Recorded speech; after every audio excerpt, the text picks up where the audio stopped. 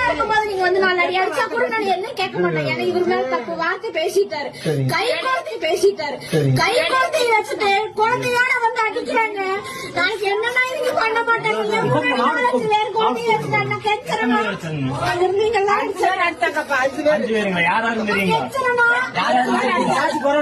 நான் கண்டிப்பா வருவேன். பயமா இருக்குங்களா?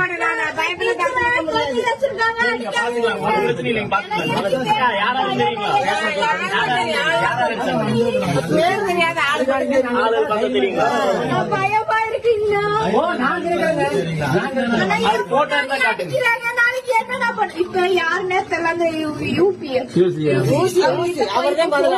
பேசுறா தப்புதான், என்ன மன்னிச்சிருங்க. உங்க வீட்டுக்காரமா பேசுறேங்கிற நீ மூடிட்டு போன இடின்னு சொல்றாரு. நான் ரெக்கார்டு கூட கேட்டு இருக்குங்களா?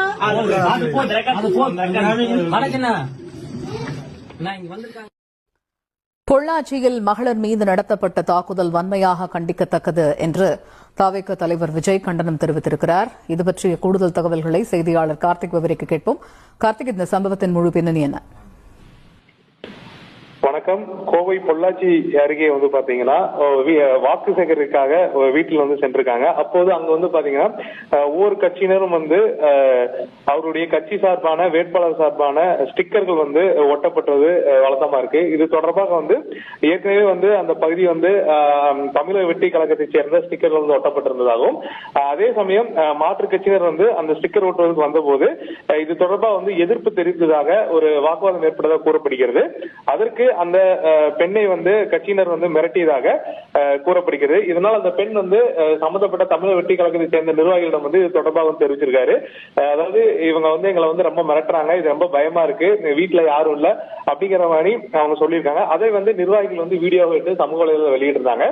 அது மட்டும் இல்லாமல் இது தொடர்பாகவும் புகாரும் கொடுக்கப்பட்டிருப்பதாக கூறப்படுகிறது.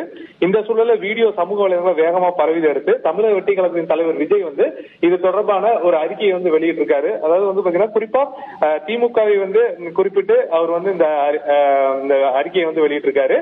தேர்தலுக்கு இன்னும் சில நாட்களே இருக்கும் பட்சத்தில் வாக்காளர்கள் மிரட்டப்படக்கூடிய ஒரு தோனி வந்து கடைபிடிக்கப்பட்டு வருகிறது. இதை வந்து கண்காணித்து நடவடிக்கை எடுக்க வேண்டும். வாக்காளர்களையும் மக்களையும் மிரட்டக்கூடிய ஒரு நடைமுறை இருந்து வருகிறது. இது வந்து மிகவும் கண்டிக்கத்தக்கது என்று அந்த அறிக்கையில தெரிவித்திருக்காரு. தற்போது இது தொடர்பாகவும் தேர்தல் ஆணையம் சார்பாக வந்து புகார் கொடுக்கப்பட்ட சூழல்ல இது தொடர்பாக விசாரணை நடத்த வேண்டும் என வலியுறுத்தியிருக்கார். தற்போது இந்த வீடியோ ஒரு பக்கம் வந்து வேகமா பரவப்பட்ட சூழல்ல தமிழக வெற்றி கழக தலைவர் விஜய் வந்து இந்த அறிக்கையை வெளியிட்டிருப்பது மிக முக்கியமாக பார்க்கப்படுகிறது. தகவல்களுக்கு நன்றி கார்த்திக்.